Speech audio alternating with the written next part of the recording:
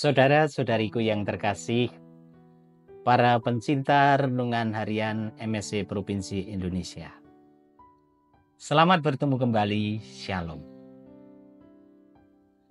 Hari ini kita akan merenungkan dari kitab Sang Pengkhotbah, bab 3 ayat 1 sampai dengan 11, dan dari Injil Lukas, bab 9 ayat 18 sampai dengan 22.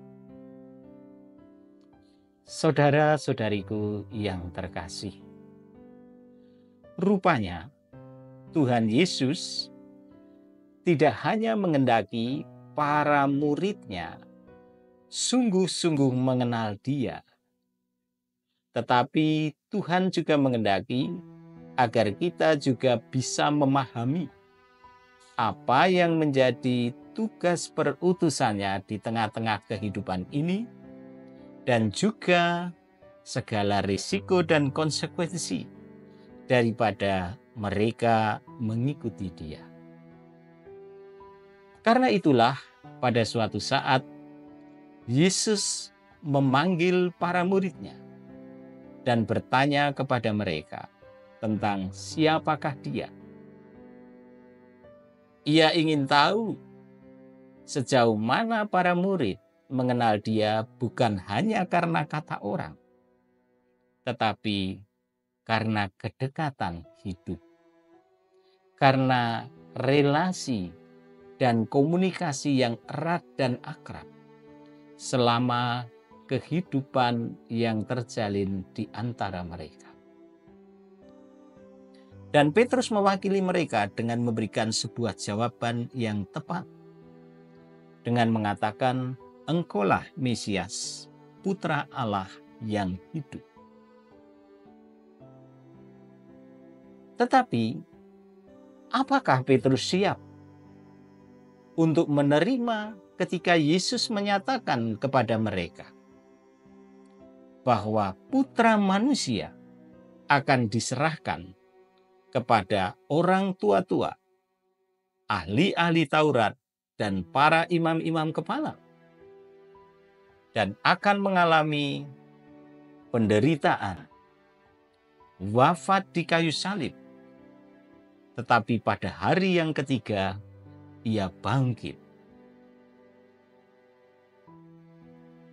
Saudara-saudariku yang terkasih dalam Tuhan,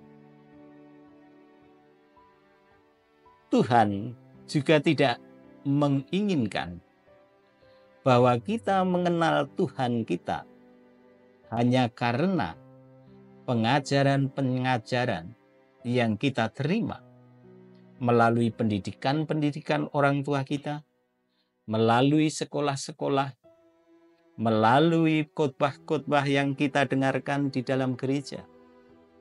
Tetapi Tuhan menginginkan satu relasi yang personal, relasi yang dekat dan akrab antara kita dengan Dia, agar kita memahami segala risiko dan konsekuensi, agar kita mampu untuk menerima semua yang akan terjadi di dalam kehidupan kita karena mengikuti Dia. Kita tidak hanya disiapkan untuk menerima segala rahmat dan berkat, ataupun menerima segala kemurahan dan anugerah-anugerah Allah di dalam kehidupan kita yang membahagiakan dan menyenangkan. Tetapi Tuhan juga menghendaki agar kita juga siap apabila kita harus menerima segala hal yang membuat kita mungkin harus berkorban, menerima pergumulan-pergumulan, persoalan-persoalan yang ada. Bisa jadi juga penderitaan, kekecewaan, bahkan kadang-kadang kegelisahan di dalam hidup kita, berhadapan dengan realitas-realitas karena kita mengikuti Tuhan. Apakah kita juga siap untuk menerima semuanya itu sebagai suatu konsekuensi,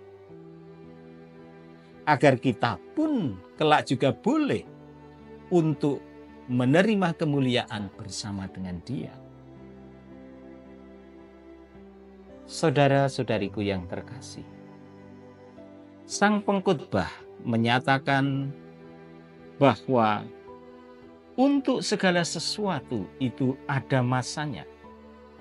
Untuk apapun di bawah langit ada waktunya.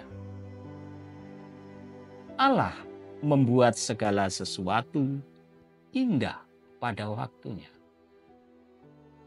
Tetapi manusia tidak dapat menyelami pekerjaan yang dilakukan Allah dari awal sampai akhir.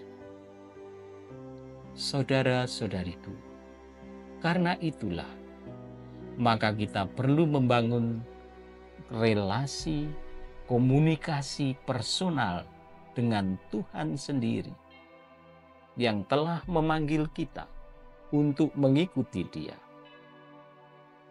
Agar kita mampu untuk memahami apa yang menjadi tugas perutusan dan segala risiko dan konsekuensi kita di dalam mengikuti Dia, maka hendaknya dalam keadaan apapun kita tetap menaruh harapan kepada Dia yang sudah menjadi manusia seperti kita, rela untuk menderita sengsara dan wafat di kayu salib, agar kita juga kelak pada waktunya menerima kehidupan yang kekal pada waktunya.